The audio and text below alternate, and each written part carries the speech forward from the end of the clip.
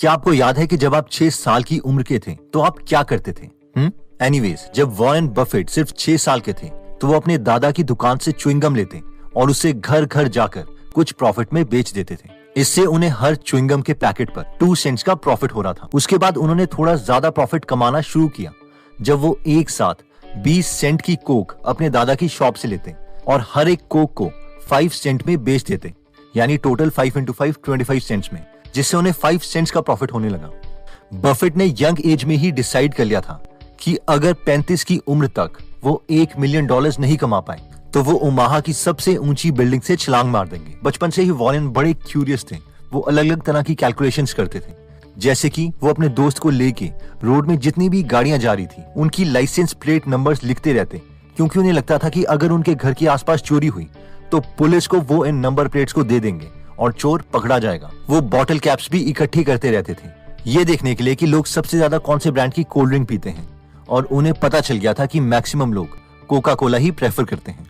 एक बार Warren Buffett ने यह जानने की कोशिश की कि जो भगवान के भजन गाते हैं क्या वो सिंगर ज्यादा जीते हैं उन सिंगर से जो नॉर्मल सॉन्ग्स गाते हैं। काफी कैलकुलेशंस के बाद वॉरेन को पता चला कि ये दोनों ग्रुप ऑलमोस्ट इक्वल ही जीते हैं और भगवान के भजन से कोई एक्स्ट्रा एडवांटेज नहीं मिल रही।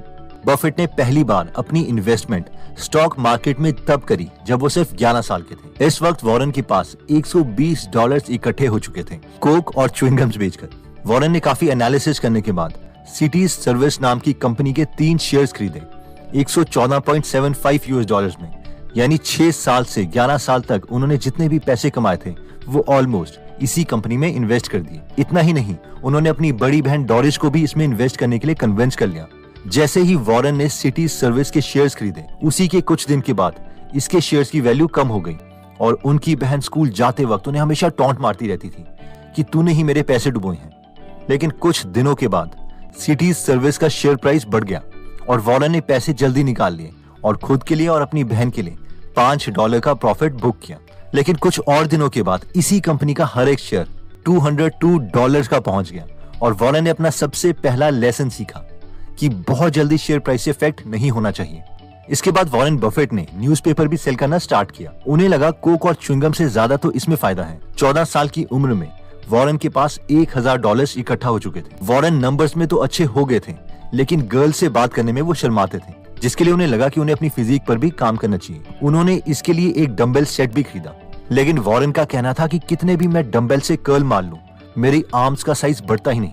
वॉरेन बुक रीडिंग में बहुत विश्वास करते थे, इसलिए ओमाहा की बेंसन लाइब्रेरी में वो अपना मैक्सिमम टाइम स्पेंड करते थे और फाइनेंस से रिलेटेड बुक्स पढ़ते रहते। और एक बार उन्हें एक बुक मिली जो उनके $1 मिलियन के सपने को पूरा कर सकती थी, और उस बुक का नाम था 1000 Ways to Make $1000। वॉरेन की सबसे बड़ी लर्निंग इसमें यह थी कि मनी कंपाउंड कैसे करती है। वॉरेन को जो आइडिया पसंद आया था वो ये था कि अगर वो वेइंग मशीन आज ले लेते हैं और उससे हुए प्रॉफिट को री इन्वेस्ट करते हैं, और अगर एक मशीन के बाद उन्हें अगली मशीन खरीदने के लिए 100 दिन लगेंगे तो अगली मशीन के लिए उन्हें सिर्फ 50 दिन लगेंगे और अगली मशीन के लिए 33 डेज और उसके बाद 25 एंड सो ऑन। उन्होंने वेइंग मशीन तो नहीं ली, लेकिन अपने दोस्त डैनली के साथ second hand pink ball machine ले ली और उसे बार्बर की शॉप में लगा दिया और बार्बर को कहा कि वो उनके साथ प्रॉफिट्स शेयर करेंगे। काफी जल्दी वॉरेन और डैनली के पास काफी मशीन हो गई और स्कूल में लोग उन्हें कूल समझने लगे। काफी टाइम के बाद वॉरेन ने इस बिजनेस को $1200 में बेच दिया। इसके बाद वॉरेन ने $1200 का 40 एकड़ का एक फार्म लैंड नेब्रास्का में लिया। उन्होंने एक फार्मर से डील कर ली थी कि अगर वो इस फार्म लैंड में काम करता है तो वो उसके साथ प्रॉफिट शेयर करेंगे। वॉरेन को बहुत खुशी हुई कि उन्हें कोई फिजिकल काम नहीं करना पड़ता था, क्योंकि उन्हें वैसे भी फिजिकल काम करना पसंद नहीं था। 5 साल बाद उन्होंने इस फार्म को डबल प्राइस में बेच दिया और इन 5 सालों में उन्होंने प्रॉफिट भी बहुत कमाया। कॉलेज में वॉरेन को ज्यादा मजा नहीं आ रहा था सब्जेक्ट्स पढ़ने में। जब वॉरेन अपने कॉलेज के फाइनल ईयर में पहुंचे तब उन्होंने अकाउंटिंग पढ़ी, जो उनकी फेवरेट क्लास थी, और उसके बाद उन्होंने कहा कि अकाउंटिंग ही बिजनेस की लैंग्वेज है, इसलिए जिसे भी बिजनेस समझना है इसलिए उसे अकाउंटिंग समझनी ही पड़ेगी। 19 साल की उम्र में वॉरेन के पास $9000 इकट्ठे हो चुके और उनके पास अपने दोस्तों के कंपैरेटिवली काफी पैसे थे, लेकिन अपने गोल $1 मिलियन तक पहुंचने में अभी उन्हें बहुत टाइम लगना था।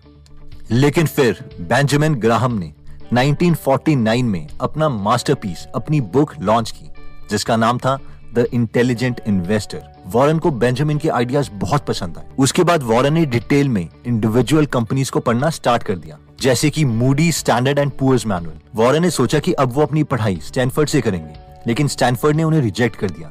लेकिन ये वॉरेन के लिए अच्छा हुआ, क्योंकि वॉरेन को पता चला कि द इंटेलिजेंट इन्वेस्टर बुक के ऑथर बेंजामिन ग्राहम तो कोलंबिया यूनिवर्सिटी में पढ़ाते हैं और वहीं पर उन्होंने एडमिशन ले ली। बेंजामिन ग्राहम सिर्फ कोलंबिया यूनिवर्सिटी में टीचर नहीं थे, बल्कि उनकी खुद की एक फर्म थी, न्यूमैन ग्राहम कॉर्प। ग्राहम अपनी क्लासेस में रियल कंपनीज के एग्जाम्पल लेके पढ़ाते थे, जिसमें वो अपने इन्वेस्टमेंट आइडियाज भी शेयर कर देते थे और स्टूडेंट्स उन शेयर्स को खरीदने के लिए भाग पड़ते। बेंजामिन के पार्टनर जेरोम न्यूमैन को ये बात पसंद नहीं आती थी, इसके लिए वो बेंजामिन को मना करते थे।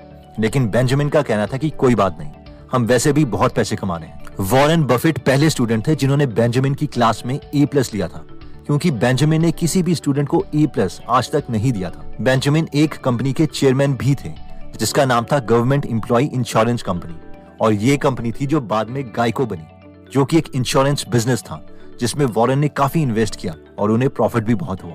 वॉरेन ने इसमें इन्वेस्ट करने से पहले इसके बिजनेस को समझना चाहा और वो उसके ऑफिस ही पहुंच गए। वहां पर वो कंपनी के प्रेसिडेंट के असिस्टेंट से मिले, जिसका नाम था लॉरिमर डेविडसन।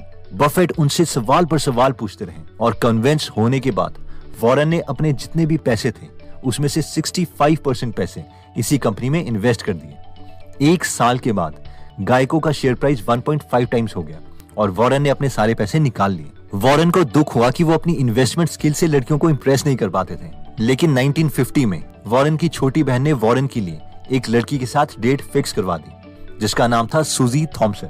बट एक्चुअली सूजी ऑलरेडी मिल्टन ब्राउन नाम के एक लड़के के साथ रिलेशनशिप में थी। लेकिन लकीली सूजी के डैड बिल को ये मिल्टन नाम का लड़का पसंद नहीं था और वॉरेन सूजी के फादर से बार बार जाकर मिलते और एक इंप्रेशन क्रिएट कर दिया।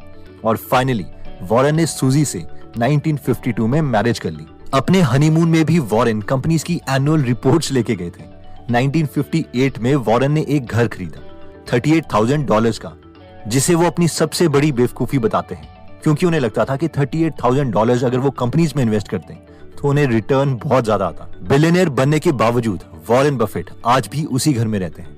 वॉरेन बेंजामिन के साथ उनकी कंपनी में काम करना चाहते थे, लेकिन क्योंकि बेंजामिन ज्यू थे तो बेंजामिन सिर्फ ज्यूज को ही जॉब देते थे। 3 साल के बाद फाइनली बेंजामिन ने वॉरेन को नौकरी पर रख लिया और वॉरेन बेंजामिन के फर्स्ट एम्प्लॉय बने जो ज्यू नहीं थे। वॉरेन जॉब से इतने खुश हो गए थे कि ज्वाइनिंग की डेट से 1 महीने पहले ही वो न्यूयॉर्क पहुंच गए, जहां बेंजामिन का ऑफिस था। इस जॉब के लिए वॉरेन को $1,000 पर मंथ मिल रहे थे और बहुत जल्दी बेंजामिन समझ गए थे कि वॉरेन एक अच्छे इन्वेस्टर हैं। 1956 में बेंजामिन चाहते थे कि वो रिटायरमेंट ले लें, इसलिए उन्होंने वॉरेन से कहा कि वो अब इस ऑफिस को संभाल सकते हैं, लेकिन वॉरेन ने मना कर दिया और 26 साल की उम्र में वॉरेन ने भी रिटायरमेंट ले ली और सोचा कि अब वो घर से ही काम करेंगे।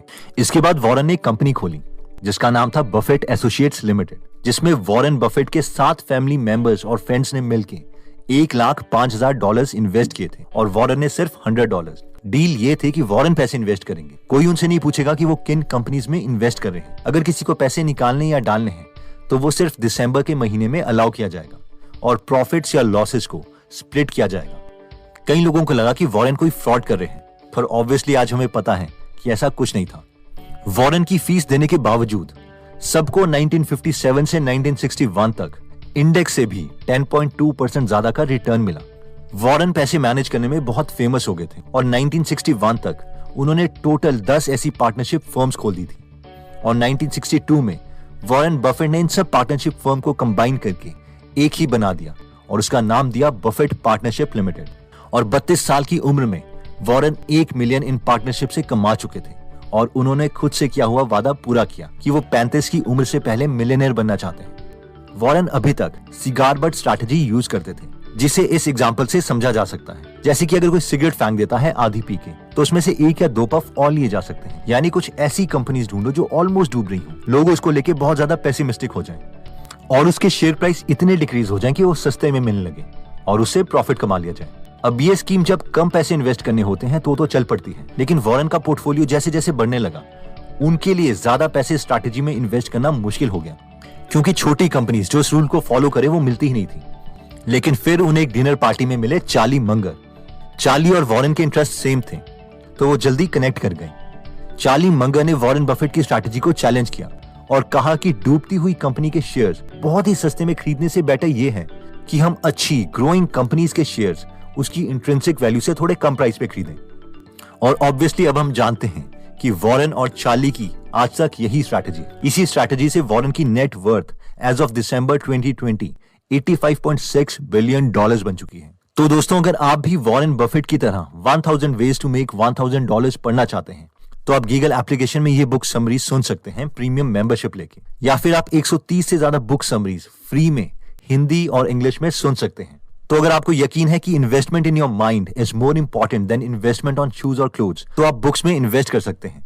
अगर आप इस एप्लीकेशन में इंटरेस्टेड है तो इसका लिंक हम डिस्क्रिप्शन में दे देंगे। दोस्तों, अगर आपको लगता है कि आपके किसी फ्रेंड या फैमिली मेंबर की वीडियो काम आ सकती तो आप उनके साथ ये वीडियो जरूर शेयर कीजिए। अगर आप ऐसी नॉलेजेबल वीडियोस मिस नहीं करना चाहते तो सब्सक्राइब करने के बाद बेल का बटन दबाना मत भूलिएगा। आप कमेंट करके ये भी बता सकते हैं कि नेक्स्ट वीडियो आप किस टॉपिक पर चाहते हैं। जल्दी हम आपसे दोबारा मिलेंगे। जय हिंद।